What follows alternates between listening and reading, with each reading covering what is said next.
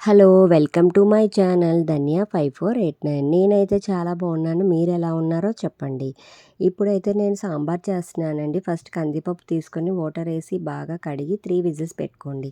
తర్వాత సాంబార్కి కావాల్సిన ఐటమ్స్ చూడండి. ములంకాడ, ఆనపకాయ, బెండకాయ, టమాటో, వెల్లుల్లి, కరివేపాకు, కొత్తిమీర, అల్లం, పచ్చిమిర్చి. నేనైతే ఇవి కట్ చేసుకున్నానండి. ఇంకా రాడిష్ వేసుకోవచ్చు, క్యారెట్ వేసుకోవచ్చు, పొటాటో వేసుకోవచ్చు. నేనైతే వేయలేదు, స్కిప్ చేశాను.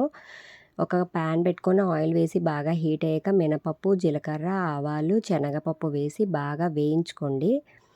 వేయించుకున్నాక ఇందులోనే కొత్తిమీర, కరివేపాకు, పచ్చిమిర్చి, ఇంకా ఎండుమిర్చి, వెల్లుల్లి వేసి బాగా వేయించుకోవాలి. రెడ్ కలర్లో వచ్చినట్లు వేయించుకున్నాక ఇందులోనే ములంకాడ, ఆనపకాయ, బెండకాయ వేసి బాగా వేయించుకోవాలండి. మొత్తం పోపుకంతా ఇది పట్టాలి.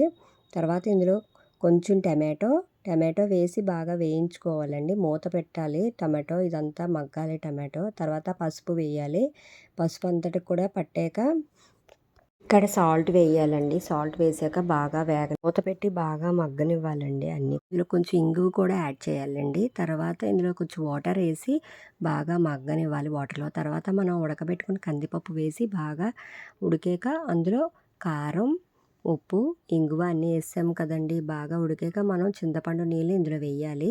ఈ చింతపండు అన్ని ముక్కలకి పట్టాక సాంబార్ పొడి వేసి ఒక 2 విజిల్స్ ఓన్లీ. ఆల్రెడీ మనం ఉడకబెట్టేసుకున్నాం కనుక కందిపప్పుని ఒక 2 విజిల్స్ పెట్టి కొత్తిమీర జల్లుకుంటే సూపర్గా ఉంటుందండి ఈ సాంబారు. మనం ఇడ్లీలో తినొచ్చు, రైస్లో తినొచ్చు. టేస్టీ సాంబార్ రెడీ అయిపోయింది. మీరు టేస్ట్ చేసి